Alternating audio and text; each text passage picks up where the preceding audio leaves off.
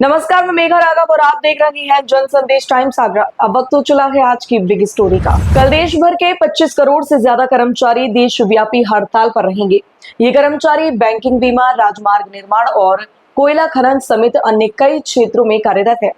ये हड़ताल 10 trade union और उनकी सहयोगी इकाइयों द्वारा सरकार की मजदूर, किसान और राष्ट्र विरोधी नीतियों का विरोध करने के लिए बुलाई गई है, जिससे कई जरूरी सेवाएं प्रभावित हो सकती हैं।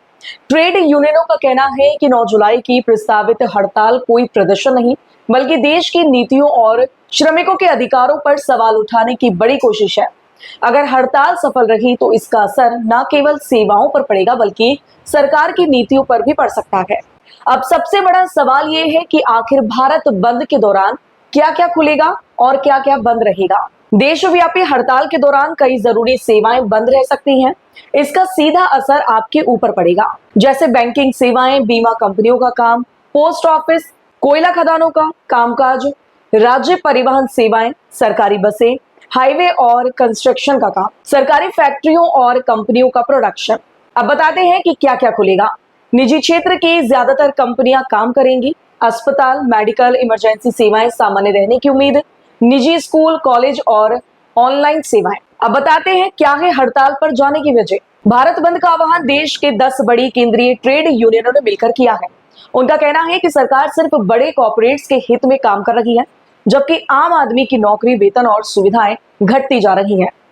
साथ ही सरकार लेबर कानूनों को कमजोर करके यूनियनों की ताकत खत्म करना चाहती है। इसके अलावा सरकार की नीतियों कर्मचारियों और किसानों के भी खिलाफ है। यूनियनों का कहना है कि उन्होंने पिछले साल श्रम मंत्री को 17 सूत्री मांगों का ज्ञापन सौंपा था। ट्रेड यूनियनों के मुताबिक हड़ताल में 25 करोड़ से ज्यादा कर्मचारी शामिल हो सकते हैं। इस हड़ताल को किसानों और ग्रामीण श्रमिकों का भी समर्थन मिल सकता है।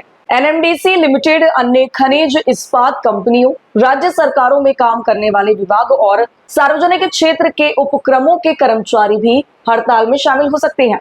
इसके अलावा संयुक्त किसान मोर्चा और कृषि श्रमिक संगठनों ने भी इस हड़ताल को समर्थन दिया है।